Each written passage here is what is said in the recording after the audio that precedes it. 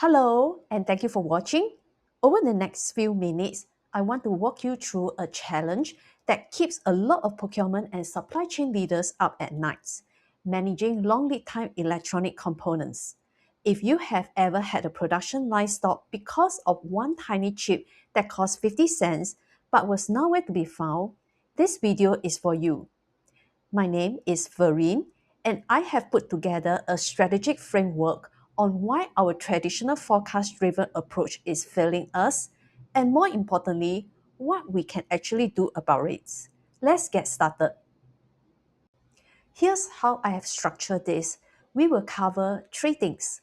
First, the problem. Why forecast driven procurement breaks down, especially in high mix, low volume environments. Second, the solutions. 6 practical levers you can pull to take control of long lead time components. And third, the consequences. What happens if we don't act? And a clear roadmap to get started. Let's dive into the problem. So, why do I say forecast driven procurement is broken? Let me explain. There are 4 structural problems here, and the key word is structural. These are not issues you can fix by simply forecasting better.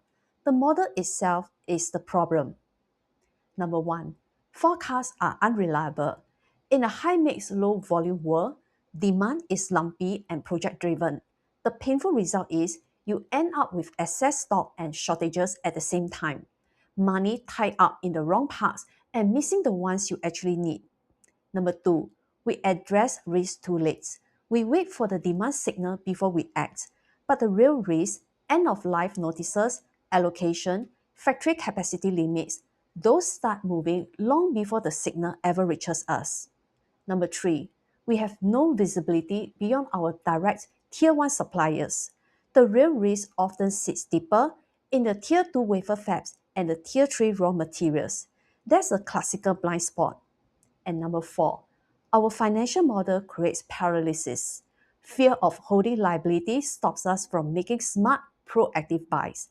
So nobody acts, and the risk just quietly piles up in the background. Now, the good news. Every one of these problems has a solution. So, let's talk about the 6 strategic levers we can use to manage long lead time components. Solution 1. Decouple your buffers from your forecast. Here's the core idea. For your most critical parts, say the top 5 to 10% of your long lead time components, hold 6 to 12 months of strategic stock, completely independent of the forecast. Use tools like vendor managed inventory, blanket purchase orders, and inventory agreements to keep that pipeline flowing without waiting on slow decisions. And here's a mindset shift. Start buying those critical components the moment the bill of materials is finalized. Don't wait for the production order. Solution 2. Own the strategy. Don't delegate it to the contract manufacturer. This is a big one. Engage your key semiconductor suppliers directly for allocation priority, last time buy coverage, and capacity reservation. Diversify your base. Qualify multiple suppliers and use stocking distributors for the parts with volatile lead times. Bring your contract manufacturer in early for their feedback. Absolutely. But the strategic decisions, those stay with OEM lead. That is your responsibility, not theirs. Solution 3. See beyond Tier 1.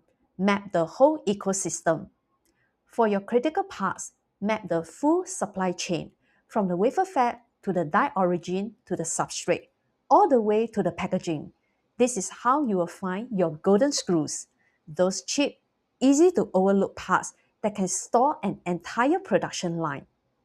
And track lead time trends at the silicon level, not just at the distributor level. That is where the early signals live. Solution 4. Move from firefighting to forecasting. Imagine monitoring lead time trends, allocation alerts, and pricing spikes in real time. Apply AI and analytics to spot disruptions before they ever reach your production floor. Then, build a lead time risk dashboard that gives leadership clear, simple, actionable visibility. No more surprises. Solution 5. Design out the risk before it even starts. This is where procurement and engineering work together. Design for availability. Prioritize multi-source, readily available components from day one. Qualify alternatives early and add secondary PCB footprints so you can switch parts seamlessly. And standardize components across your product lines so you are managing fewer unit parts overall. The best risk is the one you never let into the design in the first place. Solution 6. Build resilience before the next crisis hits.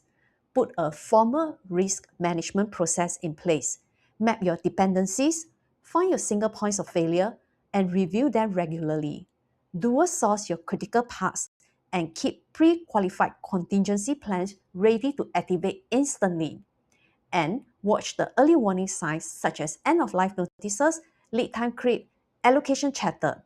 The goal is simple: act before the crisis, not during it.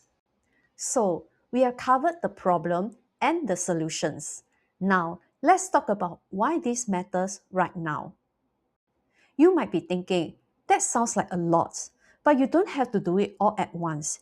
Here's a phased approach. Start small, prove the value, then scale. In the first 3 months, go for quick wins. Identify your top critical parts, start your strategic buffer buys, and establish direct supplier contacts. In months 4 to 9, build the foundation. Map your Tier 2 and Tier 3 supply chain. Launch lead time monitoring and formalize your risk assessment process.